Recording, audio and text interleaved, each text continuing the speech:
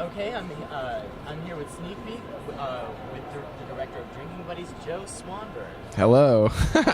So Joe, previously you've done a lot of horror movies with Your Next and VHS.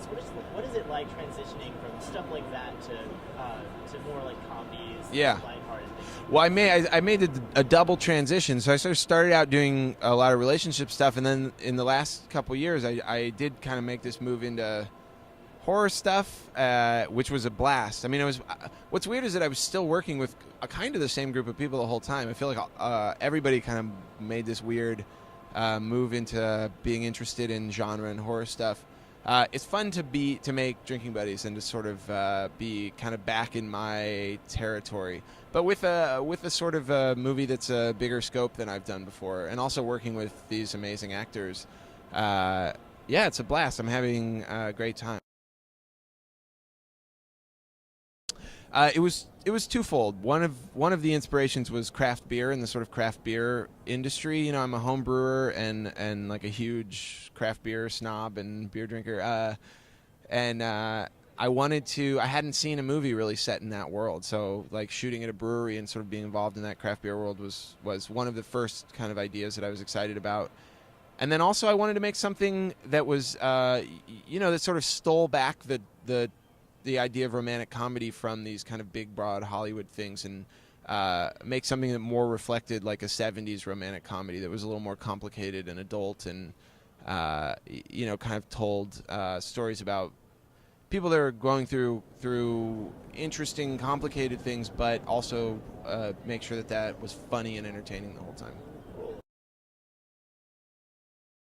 Well, this is the way that I've always worked. So I really, that sort of improv process that I use has kind of developed over the last 10 years that I've been making movies. It's a lot of fun. It just means that every day on set, everybody kind of has to be on their game. You know, the actors are generating the dialogue.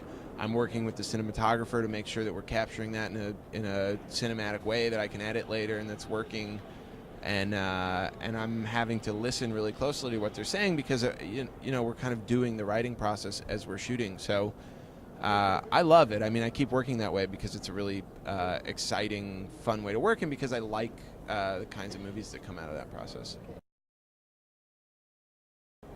Certainly, be original. Make crazy movies. You only get to be young once, and you only get to be at the beginning of your career once. And I feel like that's the time to really expand and broaden the ideas of what you can do, rather than just make something that's emulating Hollywood movies or emulating what you like. So I always encourage people that are hoping to make films or just starting to make films.